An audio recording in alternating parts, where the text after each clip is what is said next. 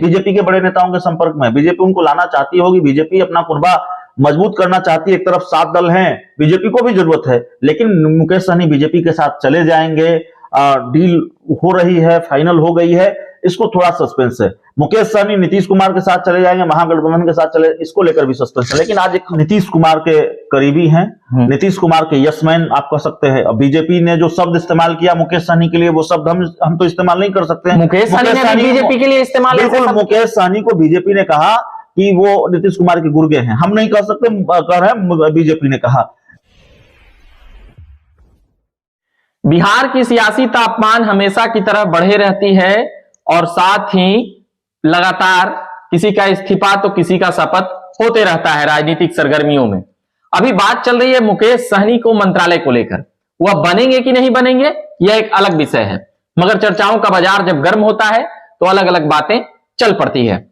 उसी के नियमित अभी हमारे साथ अभिषेक मिश्रा हैं जो अभी बताएंगे मुकेश सहनी के मंत्रालय को लेकर क्या कुछ खबरें हैं, क्या ये खबरें फर्जी हैं या फिर इन खबरों में कुछ दम वगैरह है। नहीं, देखिए रविकांत, आप मौजूदा वक्त में बिहार की राजनीति का जो भी घटनाक्रम है, बिहार की राजनीति की जो स्थिति परिस्थिति है, जो समीकरण है और जो जरूरतें हैं राजनीतिक खेमों की, राजनीतिक दलों की, उस हिसाब से आप किसी भी खबर को, किसी भी कयास को अफवाह नहीं कह सकते, फर्जी खबर नहीं कर सकते। यहां तक कि अगर कल को ये कयास लगने लगे या एक खबर आ जाए कहीं से कि नीतीश कुमार बीजेपी के साथ जा रहे हैं, फिर जबकि उन्होंने कह रखा है कि वो कभी बीजेपी के साथ नहीं जाएंगे। नहीं, वो तो भी उनका नीतीश जी वाला जो मैटर है ना अभिषेक जी, वो है कि उनका कुंडलीय में है। उनका क्या है कि 4-5 साल में उनका डीएनए पूरा चेकअप हो चुका है लोगों में। मैं ये कह रहा हूं कि कोई भी खबर अफवाह नहीं है। देखिए, आप खबर यह भी है कि उपेंद्र कुशवाहा पाला बदल लें, खबर यह भी है कि जीतन राम मांझी पाला बदल लें,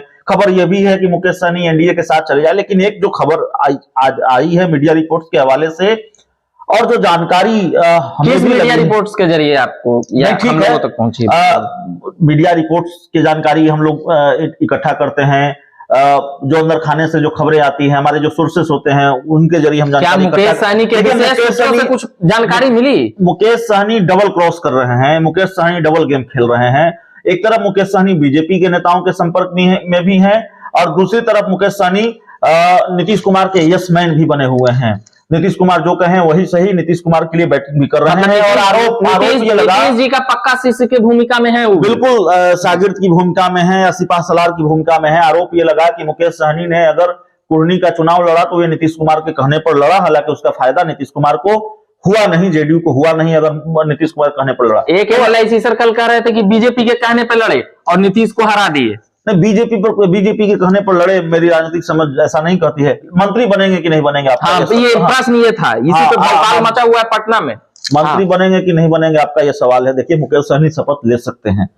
आप जानते हैं उनका बंगला किस हैसियत से उस बंगले में रह रहे हैं। हाँ, बंगले पे जरा हम एक मिनट हम बंगले पे बोले, पूरी बात सुन लीजिए। बंगले पर अगर सपोज चिराग पासवान का अगर बंगला रहता तो पक्का है कि उनको निकलवा देते नीतीश जी। 2 मिनट सिंह का बंगला खाली कराने में कितने देर लगा? कितना देर लगा? 2 मिनट लगा। हाँ, तो बस। तो अब मुकेश सहनी जी ना भी MLC हैं न विधायक है उनमें, अब पूर्व मंत्री को उतना बड़ा बंगला, समझिए कि नीतीश कुमार, अब मुकेश सहनी बोलते हैं कि नीतीश जी भाई क्यों तारीफ करते हैं। इसका सबसे बड़ा कारण है कि इतना बड़ा बंगला दे करके नीतीश कुमार ने मुकेश सहनी को अपने पाले में दिली तौर पे ले आए हैं। इस बात को तो मानना होगा, बिल्कुल मानना होगा। और इसको समझिए, मंत्री बनेंगे कि नहीं बनेंगे। देखिए, अभी तो नीतीश कुमार के वो यसमैन है, भले ये खबर भी आ रही है बीजेपी के बड़े नेताओं के संपर्क में, बीजेपी उनको लाना चाहती होगी, बीजेपी अपना कुनबा मजबूत करना चाहती है। एक तरफ 7 दल हैं, बीजेपी को भी जरूरत है, लेकिन मुकेश सहनी बीजेपी के साथ चले जाएंगे, डील हो रही है, फाइनल हो गई है,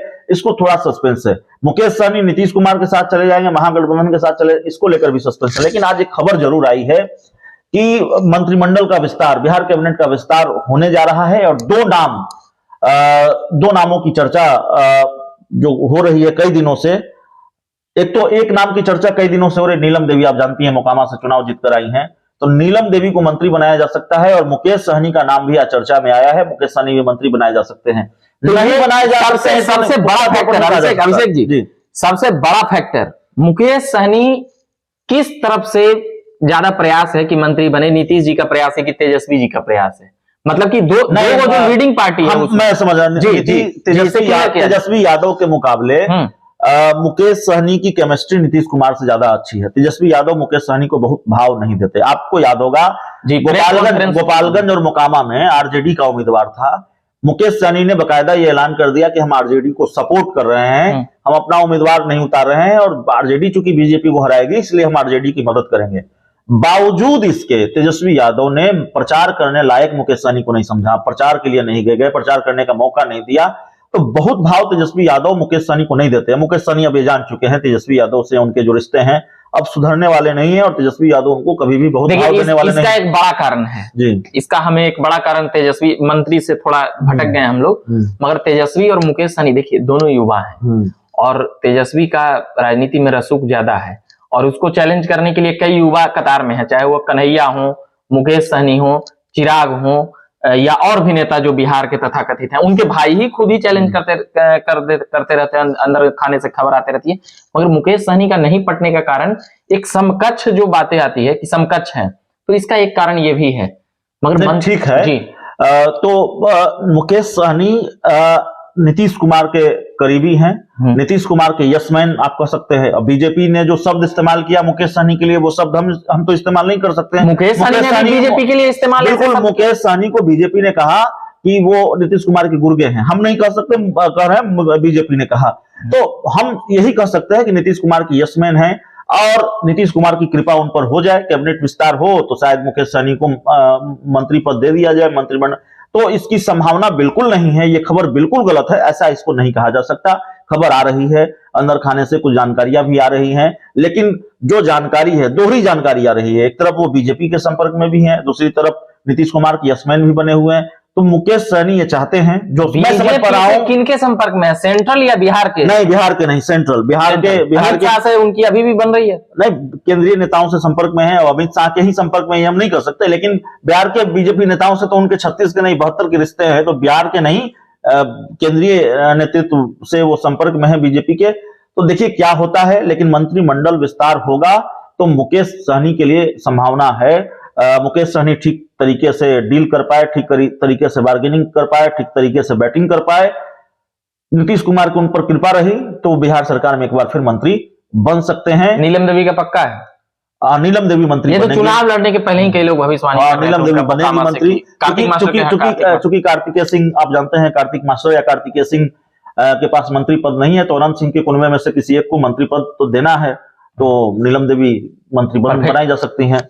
चलिए और भी लगातार बातें होती रहेगी, मगर कई खबरें, अभिषेक जी मैं इस बात को लेकर एक बात करूंगा कि कई खबरें जो चलते रहती है उसमें कई संशय वाला स्थिति होता है।